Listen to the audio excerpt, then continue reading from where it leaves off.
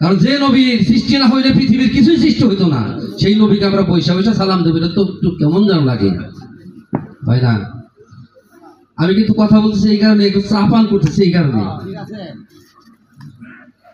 যে নবীকে সৃষ্টি না করলে এই পৃথিবীর একটা ধূলিকণা পর্যন্ত সৃষ্টি হইতো না। যে নবীর উসিলায় আমরা আজকে মানব কুলে জন্ম পেয়েছি, সেই নবী হায়াতুল মুরসালিন নবী, উনি জিন্দা নবী। যারা নবীর দরবারে নবীর রওজা শরীফে গেছেন তারা এসে বলছে ওখানে গেলে শরীরটা যেন কেমন পাতলা হয়ে যায়, মনটা যেন কেমন হয়ে যায়। কেন হয়? নবী মরে নাই, নবী আছে পৃথিবীতে এখনো। কাজেই নবীকে যারা বিশ্বাস করে, মুর্শিদকে যারা বিশ্বাস করে, তারাই একমাত্র আল্লাহ